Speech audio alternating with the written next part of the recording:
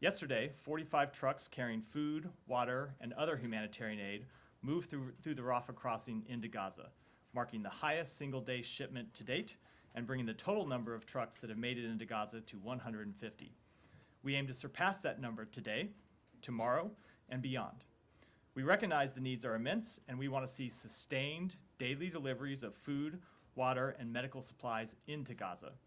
And we will continue our relentless diplomatic efforts in partnership with Israel, Egypt, the United Nations, and international humanitarian partners to ensure just that.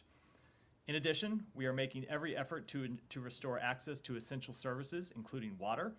Water is a fundamental human right, and its availability is crucial for the well-being of Gaza's residents.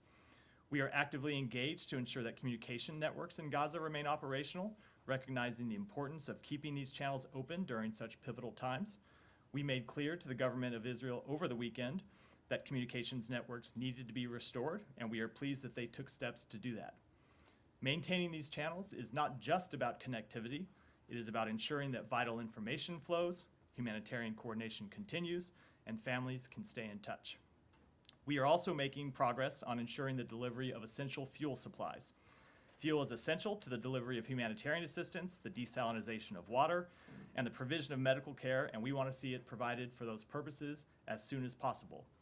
I should note that even as we work to provide fuel for these essential humanitarian services, Hamas continues to maintain extensive fuel reserves. Rather than provide that fuel to hospitals or aid workers or for other civilian needs, however, it continues to hoard it for the benefit of its fighters and to carry out its terrorist attacks against Israel.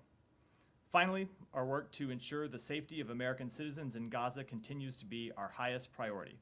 Secretary Blinken discussed both of these issues with the Prime Minister of Qatar this morning, and we will continue to work at the highest levels to secure the release of every hostage held by Hamas and the safe passage of those American citizens in Gaza who want to leave. We had a number of diplomatic conversations about both of these matters over the weekend, as I said, through this morning, and we will continue them in the days to come. Matt, start us out.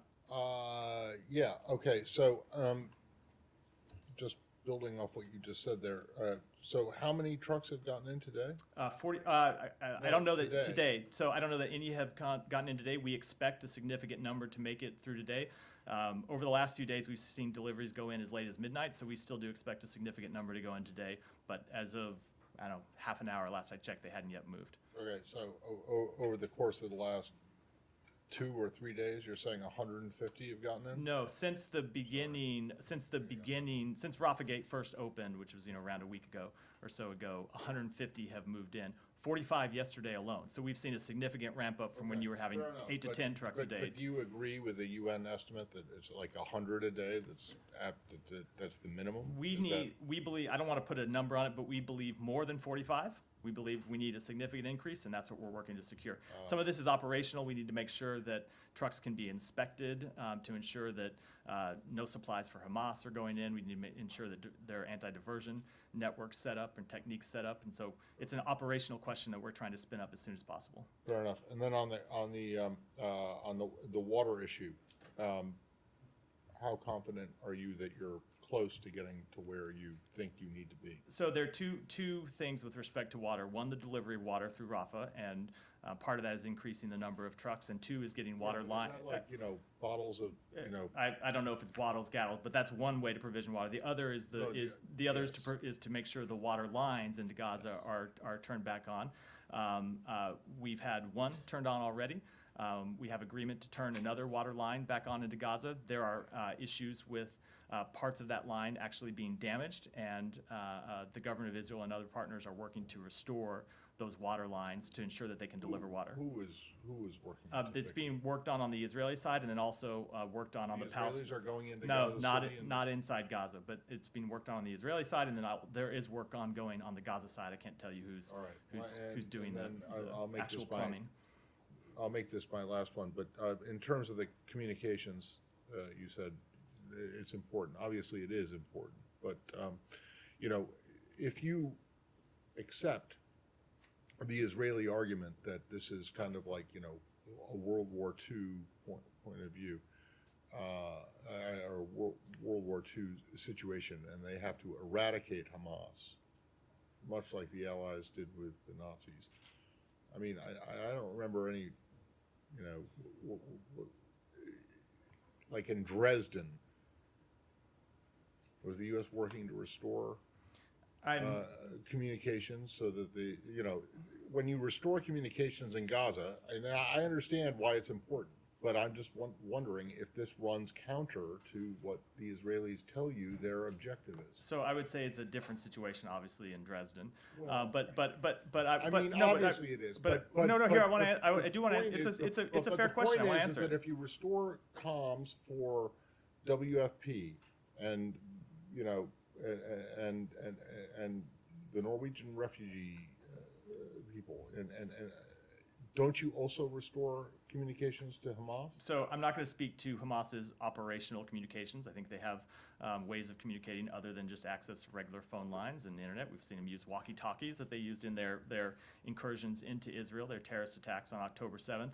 I will say that this is has been one of the challenges since Israel launched its operations, which is ensuring that it can conduct legitimate military operations, which it has the right, and as we've said, the obligation to do, while ensuring that civilians are protected to the maximum extent possible. And so we've made the judgment that for civilians to get the humanitarian assistance they need, people need to have the ability to distribute that aid. They need to have the ability to communicate. They need to be able to tell each other tell civilians where to show up for aid. We need the ability to communicate with American citizens. As I said, we've been working to try and open Rafah Gate. If we are able to get Rafah Gate open for American citizens, we need to be able to send them messages so they can get out. And all of that is understandable, but doesn't it also mean that you allow Hamas to have, you're opening communications lines for Hamas as well? I will just say, No? Hamas, one of the things... Maybe you don't think so. One of the things Hamas has been able to do is maintain, they have their own fuel reserves, separate and apart from the fuel that comes in for civilians. They have their own, what I'm saying is they have their own ability to communicate that we think they... So you don't think that when the comms got shut down over the weekend, that affected Hamas's I just can't offer assessment. How are you offering an I can't offer an assessment of the military impact of that decision. I can say we thought it was important for civilian purposes that communications be restored. Thank you. Sean, go ahead.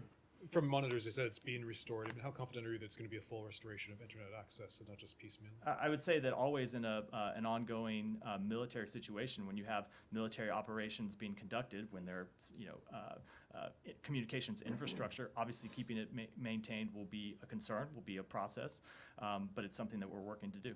And could you say a little bit just more in terms of how this was conveyed to the Israelis? Was it through this department? Was it... How was it conveyed? And is there any sort of assurance that that internet access is going to be preserved going forward? I don't want to speak to the exact communications other than to say that we have maintained extensive conversations with the Israeli government from day one, both from the White House, the State Department, the Defense Department, and I won't speak to it further than that. And on long term, whether you're fairly certain this is going to happen again. Again, there's an ongoing military operation being conducted, so it's difficult to say with any level of faith what the ramifications of that military operation will be when you see significant strikes and you see ground operations and you see other events that, of course, could take down communications infrastructure. What we believe is that communications access needs to be maintained for the delivery of humanitarian assistance, so families can communicate with each other. So, as we move forward, as we did this weekend, we will work to ensure that it's maintained. We understand that State had a rep in Doha over the weekend. Can you tell us anything about status on the release of American hostages? So I will say that Secretary Blinken discussed this, as I said in my opening remarks, with the Prime Minister and Foreign Minister of Qatar this morning, someone who he has been in close contact with. It was one of his first calls on October 7th. We, of course, traveled there and met with them. And in that conversation, they covered a number of things, but two of the most important were, one, securing the release of hostages, and two, securing the safe passage of American citizens out of Gaza. There continue to be significant hurdles to doing both. Obviously, with respect to hostages, Hamas has not yet agreed to release anyone other than the 4 hostages, including the 2 American citizens. And with respect to American citizens who want to leave Gaza, they continue to not operate their side of the Rafah Gate. So what we have done is try to work with partners who have relationships with Hamas to impress upon them the need to do both. I won't speak to the the details of those negotiations, because we don't think it's useful to do so publicly, but it is a high priority for us, obviously. There's sort of widespread reporting now that the release of the hostages, the negotiations have stalemated. Are you going to continue to send a rep to Doha if no more Americans are freed? We will continue to work to secure the release of American hostages every day. I don't want to make public pronouncements or play pundit on the likelihood of doing that versus the likelihood of not being able to do it. I will just say we'll continue to work on it. There is no higher priority from the president on down. The president has personally worked on this question. The secretary has personally worked on this question. Others from the White House and from here have personally worked on it, and it will remain one of our top priorities.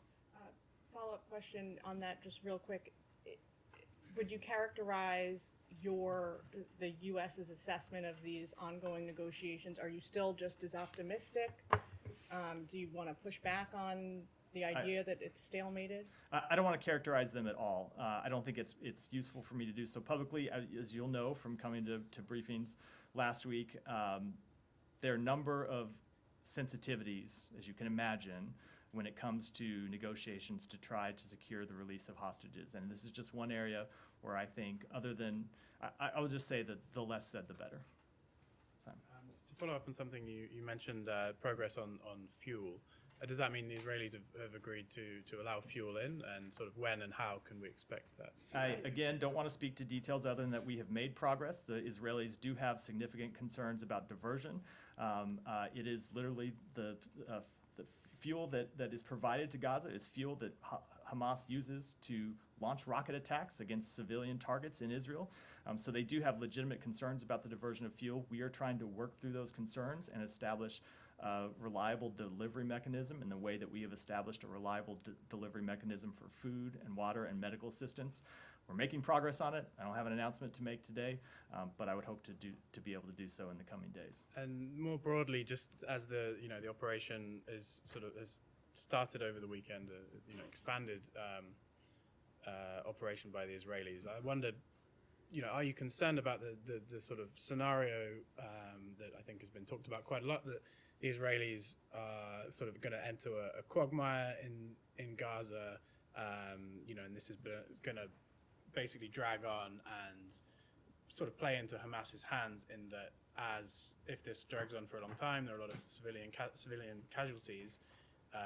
Internationally, there's more and more disapproval of what Israel is doing. I wonder if that, is that a concern as this begins for the U.S.? So I will say, as a first thing, I will maintain my position of not kind of offering assessments of their military operations or any kind of prognostication about how they might proceed, other than to say that in our communications with them, we have talked to them about the importance of having tangible objectives that they can actually meet, and a plan to meet those objectives, and at the same time have said the same thing privately to them that we have said publicly, which is the need to protect civilian lives as they conduct their operations and to operate consistent with the laws of war and international humanitarian law. But I will say that there is another point to that larger question, which is we think one of the most important things we can do while Israel conducts these operations is to perform all this work I started this briefing talking about, which is to get humanitarian assistance into Gaza. And I should note, it is the United States of America that has been able to deliver these agreements to get food and water and medicine in. We've worked with the government of Israel, we've worked with the government of Egypt, we've worked with the United Nations and humanitarian organizations, but it is the work by the president, who has invested real time and energy on it, and the secretary, who has done the same, and of course our special envoy, David Satterfield, on the ground, who has been able to broker these agreements, and not just the agreements, but work out a lot of the operational details to get food, water, medicine on these trucks inspected and get them delivered in, and is working hard to get those numbers increased so we can have sustained deliveries even greater than the number that we had yesterday. So I will say, from our purposes, we think the best thing that we can do to address that larger question that you asked is to ensure that to the maximum extent possible, civilians in Gaza are protected and they have the life-saving humanitarian assistance they need. Sure. Just lastly, I wondered, we can come back to a discussion we had last week about, following the laws of war. I know that, you made some, I think your view was that the Israelis are not targeting civilians, but you haven't got an assessment on whether overall the operations are following the laws of war. I wondered, in the context of that, cutting off communications as the operation began, does that potentially speak to the issue of, as you mentioned, the Israelis have given warnings to civilians, but if you cut all the communications in a place, then doesn't that make it more difficult for them to follow through on what the Geneva Conventions would say, which is that you need to make as many efforts possible to avoid hitting civilians. And just an additional point on that, the Netanyahu's comments on Saturday, bringing up sort of biblical reference to Amalek. I wondered if that also weighs on how the US sees this as, if you're citing these kind of biblical verses, or making allusions to those historical facts, does that detract from your sense that the Israelis are going in here as a professional military trying to root out a terrorist group rather than something a little broader? So I will say just one small detail on the first. They do have other methods they've used to notify civilians. They've dropped leaflets and other things in the past, but we do think that this is another one of the reasons why communications networks do need to be open and functional, is for these very real humanitarian purposes. And then just with respect to the overall question, again, the Israeli Defense Forces are a professional military that have been doing this for a long time. They're one of the most professional militaries in the region. And all we can do is continue to make clear to them that it is our expectation that they operate with the highest degree of professionalism and that they operate in full compliance with the laws of the war. And we've made that clear from the president on down. Yes, Saeed, go ahead. Thank you. Very quickly, just to follow up on Simon's point on the goal, the end game. Are you aware that, is it clear in your mind that Israel's goals, are they clear in your mind? You know exactly what they are? We do. They've been quite clear about that, which is they want to ensure that Hamas can no longer govern. Let me just finish that. Hamas can no longer govern in Gaza, and that they can no longer use Gaza as a place to launch attacks against innocent civilians in Israel. Okay, so we are likely to expect this war to go on until the last Hamas person is completely neutralized. I am not. No, I'm trying to understand. I will let the government of Israel speak to their military campaign. All right. Let me ask you on the numbers. We talked about numbers today. Your colleagues at the White House, I think John Kirby, talked about, and even John Sullivan spoke about thousands and so on. We went back and forth the other day. But in fact, there is a way to determine this, because there is the Israelis keep records of all Palestinians, dead, alive, born, death certificates and so on. It's called COGAT. They have their registry. Everyone that is born is registered with the Israelis. Everyone that died is registered with the Israelis. They have identification numbers. You can compare those IDs that were published by the Ministry of Health in Gaza to the actual figures. Would the United States do that? To look at it, to substantiate these figures that we hear. So the figures are staggering, 8,400. That's a lot of people. Let me just say this. We don't have the ability to offer independent assessments of what's happening on the ground in Gaza because we do not have people there to conduct, to conduct that type of assessment. But we recognize that thousands of innocent civilians have been killed. That includes a significant number of children. That every one of those losses is a tragedy, whatever the number is. Whether it's the number that has been released from Gaza or whether it's some other number, every one of them is a tragedy. And we mourn the loss of every one of those civilians, which is why we continue to emphasize that Israel must conduct all of its operations consistent with the laws of war, and why, as I said, we're working to deliver this humanitarian assistance into Gaza. I have a couple more questions before we go. I want to ask you about the Red Crescent issued a statement that Israel is warning the Al-Quds hospital and Shifa hospital to vacate, and they have been bombing around it and so on. Does that raise your concern? Would you tell the Israelis don't bomb hospitals? Because sometimes these patients cannot be moved. So, as I said a minute ago, we expect Israel to operate consistent with international law, including the need to take feasible precautions to minimize harm to civilians. And of course, hospitals and other sites are protected civilian infrastructure. And my last question on the West Bank. There's been an uptick in settler violence. They have guns, American guns that have been distributed to them and so on. They forced people out of a couple of villages and so on. I wonder if you're following this on this issue, or everybody just caught in what's happening in Gaza? We are following it. In fact, you heard the president speak to this publicly last week.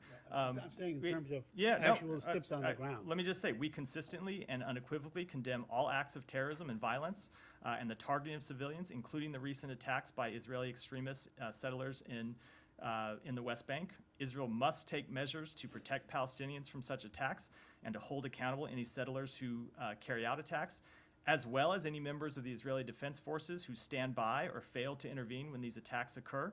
And I will just say that we have made clear privately to the Israeli government and publicly that these attacks are unacceptable, they need to stop, and those responsible need to be held accountable. I have three questions. First is Save the Children Fund, which is a US funded NGO, said that more children in Gaza were killed than all conflicts combined since 2019, and that's in 3 weeks.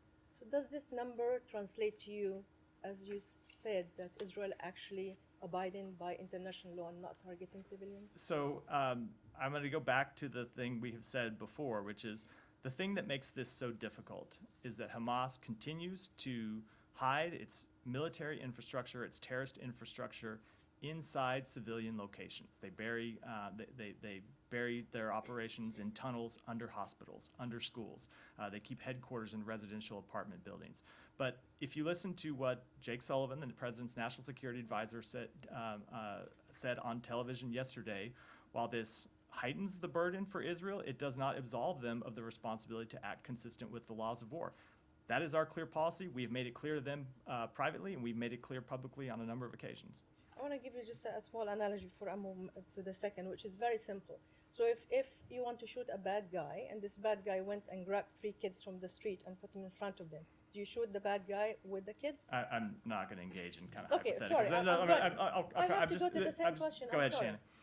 On efforts to, assuming the administration still says it's just Hamas holding Americans in Gaza back from leaving, those 500 to 600 estimated there, is the administration doing anything new to either incentivize or pressure Hamas to allow outbound foreign nationals? So just as I won't discuss the details of our work to secure the release of hostages publicly, I'm not going to discuss our work on that publicly, other than to say it is the subject of ongoing conversations. It was the subject of the Secretary's call with the Prime Minister, Foreign Minister of Qatar earlier today.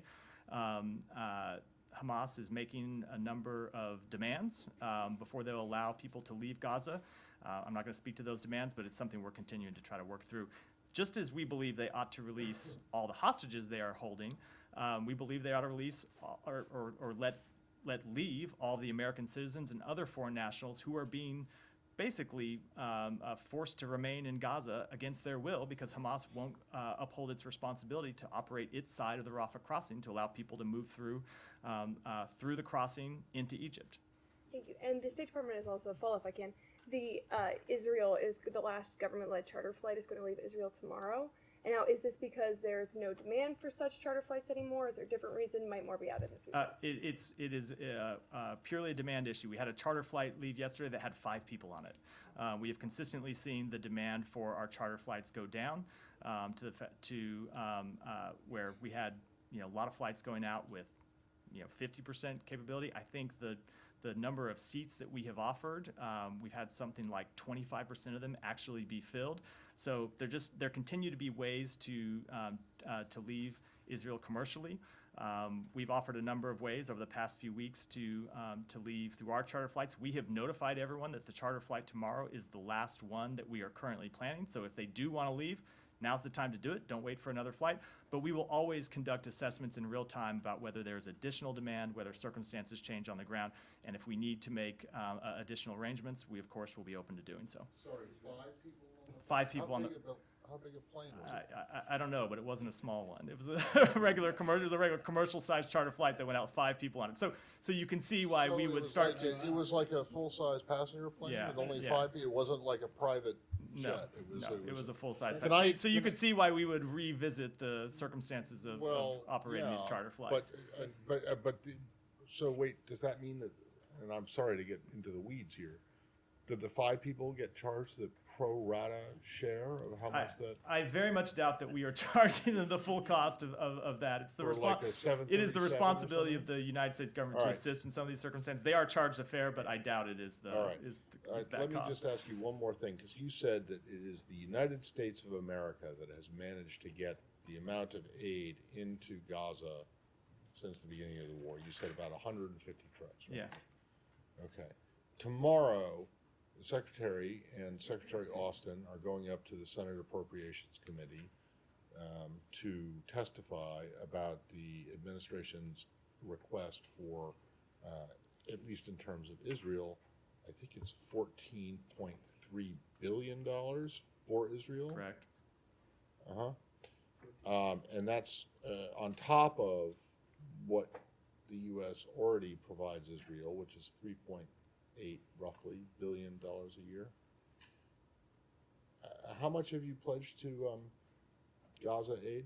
So we pledged $100 million already for Gaza aid, but there is a significant amount. I don't have the number at my fingertips.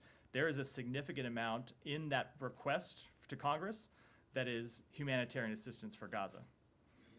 I'm happy to follow up and get the exact number, but there is in that request, it's not just funding for Ukraine or funding for the Israeli military or funding to secure our border. There is also a request for humanitarian Really? assistance. Is it? Yeah, It's more but than $1 billion. I don't know, but let me just say when I don't want to lose the point.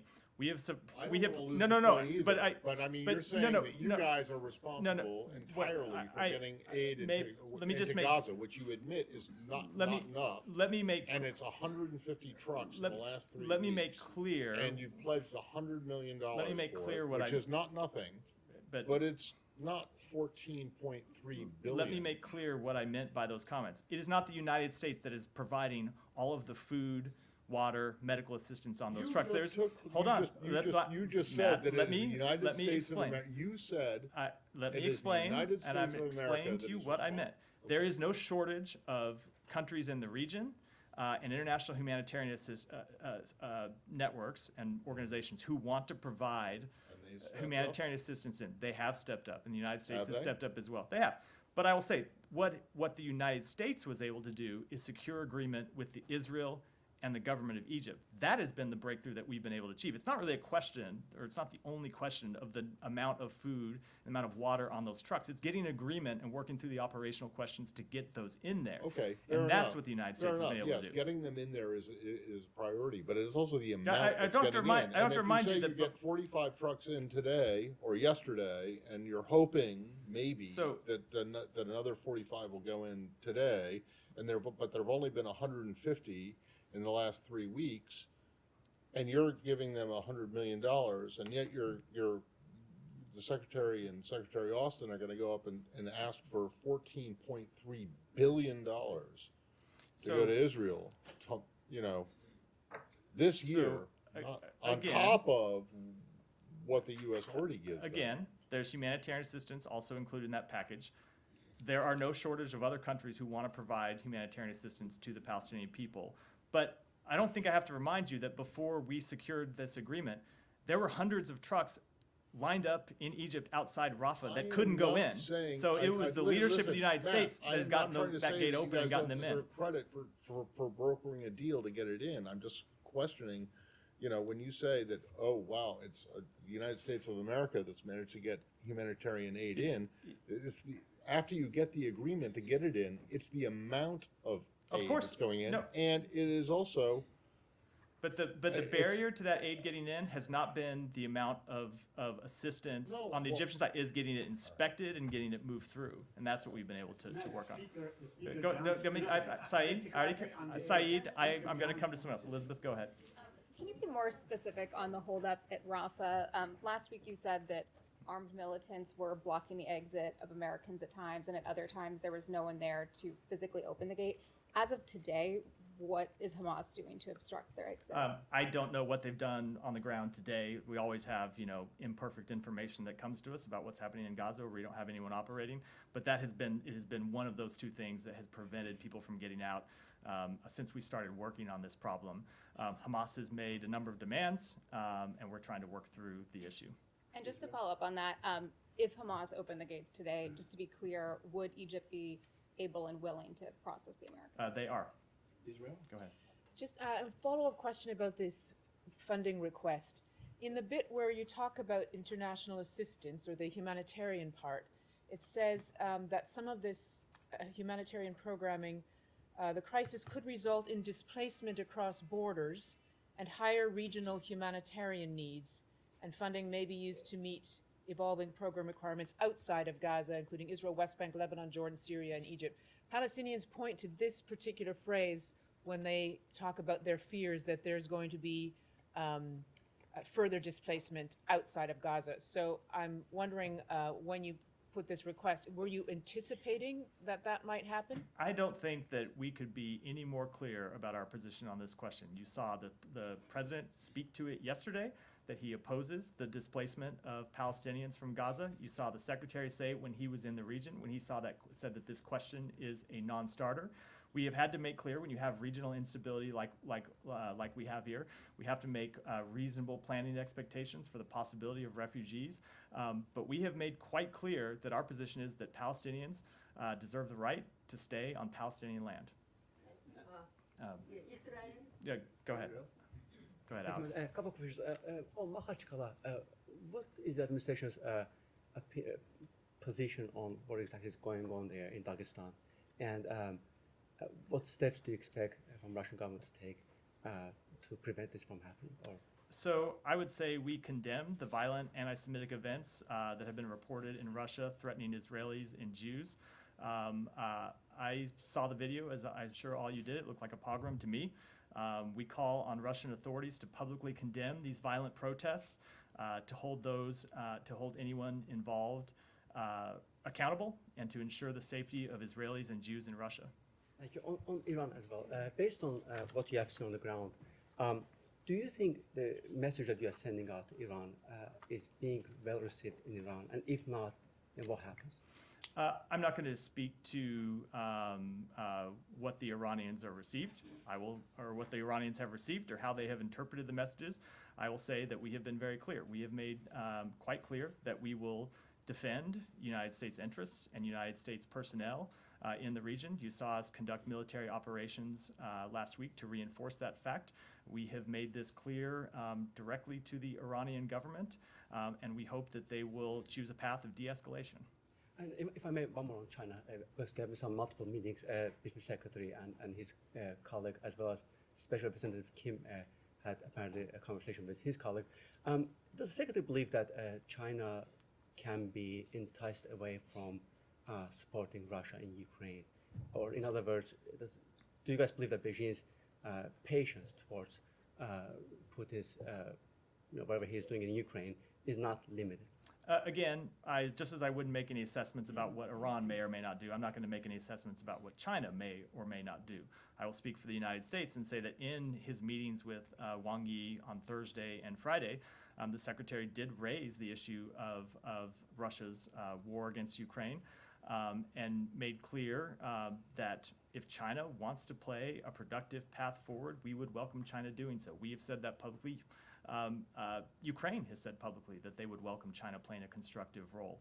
The same thing holds true, by the way, for the Middle East, where one of the things that the Secretary raised in his issue with Wang Yi is the past few weeks after he had an initial phone call with him from Saudi Arabia when we were in the region, the fact that China maintains communications channels with a number of countries in the region, and anything that China can do to lower tensions would be something that would be helpful, and we found it to be a constructive engagement. Can you just follow up briefly on Dagestan? Yeah. Could you assess the actions of Moscow, of Russia in this? And Russia publicly has blamed outsiders for supposedly fomenting the unrest. I've seen their comments about blaming Ukraine. That is absurd, obviously. I don't have any assessment to offer. I've seen reports that they may be arresting people. I don't know the full extent of the actions that they will take. I will say that we believe they should hold anyone responsible accountable. Go ahead. Thank you, Matt. Two questions. The Israeli ambassador to South Korea disclosed evidence that Hamas is using not only Iranian-made weapons, but also North Korean-made weapons. What is the United States' view on this? How do you concern about it? Well, so Hamas is a brutal terrorist organization, and we oppose anyone providing them with anything they can use to carry out their terrorist activities. Israel. Okay, thanks, Matt. In light of the October 28 Reuters news report on Turkey's President Erdogan's statement that Israel is an illegal occupier and that Hamas is not a terrorist organization, has President Biden condemned President Erdogan's anti-Semitic comments, which fuel a hatred of Israel, and have a follow-up? Well, I think we have been pretty clear about our assessment of Hamas, that they are, in fact, a brutal terrorist organization. You saw them carry out a terrorist attack that killed more than 1,400 Israelis, including children and elderly people, on October 7th, including American citizens, and we will continue to be quite clear about that and make our views known to everyone around the world. The follow-up is, in what ways can President Biden educate the world of Israel's right to all of their ancestral land promised in the Jewish Torah book, Deuteronomy, and help dispel the myth of Israel as the illegal occupier? So I'm not going to speak to biblical references. I will say that we will continue to make clear we support Israel's right to exist, Israel's right to defend itself, but also that we support a two-state solution as the ultimate resolution to issues between the Israelis and the Palestinians. Go ahead. Go ahead. Yeah, go ahead. So, thank you. On the statements by Mr. Erdogan against Israel and in favor of Hamas, I mean, I have an easy question. Do you like these statements or not? Why you don't say it? I think I made pretty clear our assessment of Hamas, and it does differ from the one that was offered. But do you have any problem that your ally Erdogan is saying that Israel is terrorist and not Hamas? I think our views are pretty well known on this question, that Hamas is a brutal terrorist organization. I don't think anyone is in doubt about what we think about this situation, and we will continue to engage with all of our allies. And another question, three senators, one second, one more, and then we'll... Three senators are asking... We're getting a little rowdy today. Yes. What's going on? Anyway, three senators are asking to expel Turkey from NATO, and I see that Senator Scott says that Hamas murders innocent babies, etc., etc. Erdogan has again shown that his interests don't align with those of the U.S. We need to seriously consider Turkey's membership in NATO if it's willing to side with Iran-backed terrorists. Your comment, please. So I would say that Turkey, despite our disagreements on this question, has been a valuable NATO ally. We look forward to continuing to work with them to strengthen NATO, and that includes securing Sweden's quick accession to NATO, something that we know is now pending in the Turkish parliament. So there are obviously, this is not the first issue with which we've disagreed with the leadership of Turkey, but we still find them to be a productive and helpful NATO ally, and we'll continue to work with them on the things we agree on, the things on which we agree, and make clear to them when we have disagreements. Thank you, Matt. There are some efforts in the Iraqi parliament. They're trying to set up a session behind the closed doors to discuss a decision to expel the U.S. forces and also closing down the U.S. embassy in Baghdad. Do you have any concern on that and to that move? And adding to that, Hadi al-Amri, the organization leader, that they are part of the Iraqi government. Today he said that there is no justification and reasons for the U.S. forces to stay in Iraq, and we should let them go out. What's your comment on that? So I don't have any way to judge the veracity of the first report you said. I will say that our forces continue to operate in Iraq to prevent the reemergence of ISIS, which is an important counterterrorism priority, both for the United States and for other countries in the region. And I don't have any changes to announce in our posture, which, by the way, would come from the Pentagon anyway, not here. Another question. According to senior DoD officials, from October 17 to date, there were 23 attacks on the U.S. forces in the region. And 14 of these attacks were happened in Iraq, and some of the attacks in Syria were conducted by the Iraqi militia. Why the U.S. is hesitate to targeting the Iraqi militia groups backed by Iran? So I would say comments regarding DoD, comments made by DoD officials and comments about DoD operations should probably be presented should be presented to DoD, not to the State Department. However, I will say the President has made clear that we will take every action that is necessary to defend U.S. forces, U.S. interests anywhere in the world. And I'll leave it at that. Let me just, guys, because we're getting short on time. I got a number of people. Let me move on. Thank you. The UAE requested a UN Security Council emergency meeting today to seek a binding resolution demanding humanitarian pause in Gaza. What is the U.S. position on this call, this resolution, and is there any update on the U.S. position on either a humanitarian pause or a ceasefire in Gaza? So I'm not going to comment on the resolution other than that our ambassador to the United Nations, Linda Thomas-Greenfield, continues to work to try to reach consensus, something that we hoped we'd be able to do last week when our resolution that had majority support inside the UN Security Council was vetoed by Russia and China. But as the Secretary made clear last week, we think that humanitarian pauses are something that should be considered if they would allow hostages to be released in transit out of Gaza. We think they could be considered for the delivery of humanitarian assistance, and we'll continue to make that clear. Go ahead. I promised I'd come to you next. Thank you, man. We have seen your statement over the weekend about attacks on opposition, grand rally, and violence in Bangladesh.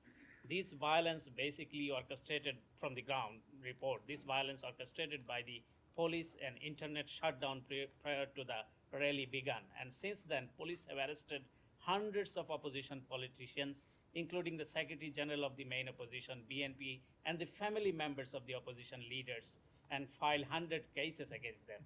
So how does the U.S. reacts on this situation? And one more follow-up. We condemn the political violence that took place in Dhaka on October 28th. The reported killing of a police officer, a political activist, and the burning of a hospital and buses are unacceptable, as is violence against civilians, including journalists. We encourage the authorities to thoroughly investigate the incidents at the October 28th rally and to hold those responsible for violence accountable. The holding of free and fair elections is the responsibility of everyone. Voters, political parties, the government. Guys, everyone relax. I'm not even done with this answer. He has a follow-up before we start yelling. The voters, political parties, the government, the security forces, civil society, and the media. In recent days, pro-government media outlets and their supporters have criticized the U.S. Embassy Dhaka officials for meeting with the opposition political leaders and dissidents. These reports suggested that the regime is spying on the U.S. diplomats.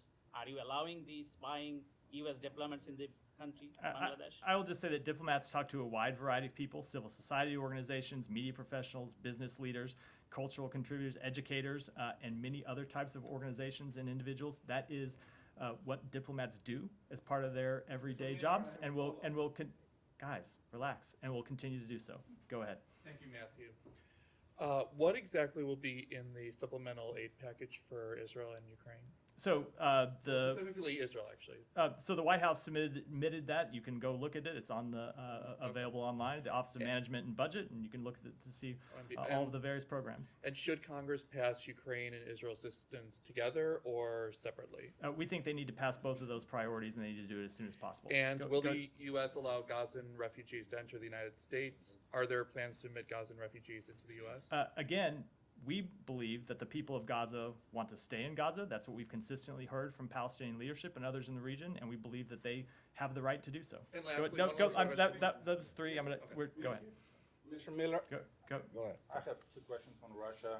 So the Russian foreign ministry said last week that they received a set of proposals on the strategic stability dialogue and arms control from the United States. Do you have anything on this? Do you have any details? I don't, but I'd be happy to take it back and follow up. Follow up on Bangladesh. All right, you got to stop yelling when other people are answering questions. I'm sure your colleagues would appreciate you not, as I would say to my kids, walking on their words. Go ahead. And I wanted to come back to my questions on CTBT. You remember I asked you about. I did. Let me follow up with you after I believe we may have a statement coming out on that today. Okay. Thank you. Now. Go ahead. Mr. Miller, my name is Jacob Milton. I'm working for Bangladeshi weekly newspaper, and We Are the People. I have a question. Last October 28th, under the direction of Hasina Sheikh, the Prime Minister of Bangladesh, the armed cadre of Awami League, wearing police uniform and using petrol bomb and gunpowder, killing innocent civilians, destroying the property of the government as well as publics, and that ruling party is describing that those attacks took place by the opposition party.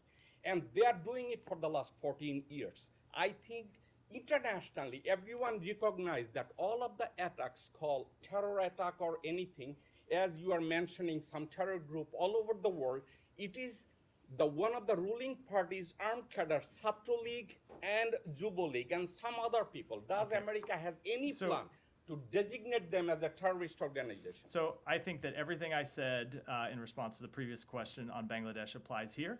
And I will say that we have made clear that we will take actions if necessary to support democracy in Bangladesh. And I would never preview those from the podium. Go ahead. Two more and then we'll finish up. Go ahead. Thank you very much, Matt. Pakistan's envoy It's Monday or something. I don't know. Pakistan's envoy at the UN, Mr. Munir Akram, said that this whole Israel-Palestine issue did not start since October 7th. It has been there since last 50 years. Many allies of the U.S. Are asking for ceasefire, and at the United Nations, 120 countries asked for the ceasefire. Don't you think ceasefire is a good way to at least move forward at the current situation? We do not, because we believe that Israel has the right, the obligation, the responsibility to defend itself against those brutal terrorist attacks. The United States of America, every country in the world, if it was attacked and a terrorist organization was sitting across its border ready to launch new attacks, would want to carry out operations to conduct those. That continues to be our position. Go ahead. Go ahead. Thank you. Yeah. Nazira Karimi, Afghan journalist. Although Taliban receive a lot of money under humanitarian program from United States, Europe, anywhere, and also Pakistan forcibly push Afghan people. They are crying, children. Today, so many of them they has been killed during the way. I don't know. That's not fair. There is any possibility to United States bring a lot of pressure, give them more chance to wait, and Taliban should prepare for them to go voluntarily to Afghanistan.